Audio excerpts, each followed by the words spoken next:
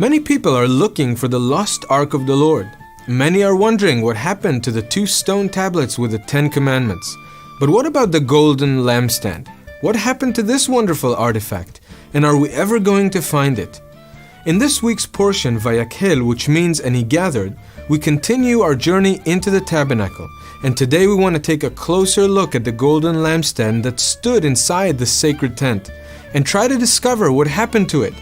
But not in history, in Scripture. We know from the account in Exodus that an Israelite by the name of Bezalel was commissioned by God to craft several items for the interior of the sacred tent, one of them being the golden lampstand, a beautiful 7-branched lamp holder which gave forth light continually to all who entered beyond the first veil of the tabernacle, where no natural light could reach. Decorated with flowers and almond blossoms, this lampstand not only gave light, but was also a vivid reminder of the tree of life that stood in the midst of the garden, from whence man was banished.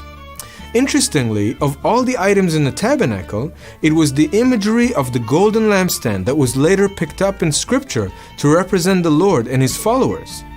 After the tabernacle account in Exodus, the lampstand first reappears in Zechariah 4, in the vision of a 7-branched golden lampstand with 2 olive trees on either side of it. When the prophet inquired about the meaning of the vision, he was explained that the olive trees represented the anointed ones, and that the lampstand represented the Lord of the whole earth. This same picture reappears later in Revelation 11:4, in the account of the 2 witnesses, where again the lampstand represents the Lord. But the imagery even carries through into eternity, in the new heavens and the new earth. In Revelation 21:23, it says of heavenly Jerusalem, "And the city had no need of sun or moon to shine on it, for the glory of God gave it light, and its lamp is the Lamb." It should come as no surprise then that when Yeshua came, He declared Himself to be the light of the world, the divine lampstand that shines in the midst of spiritual darkness. But not only the Lord, also we, His followers, are said to be light, and are represented by the golden lampstand.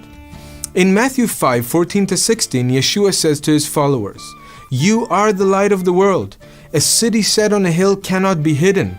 Nor do people light a lamp and put it under a basket, but on a stand, and it gives light to all in the house." And then in Revelation 1:12-19, John sees the Lord in the midst of 7 golden lampstands, which are said to be churches or congregations of believers.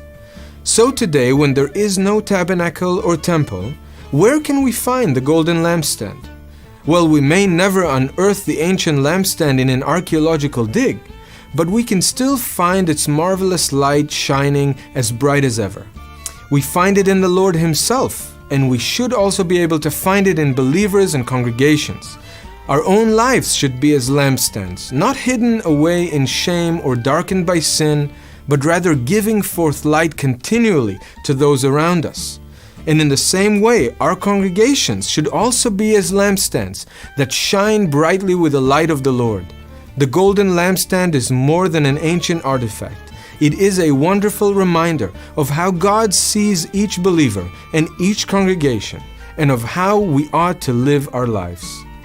That is all for this week, but please join us next week for another installment of 5 Alive. Wishing you God's shalom from One for Israel, and don't forget to share.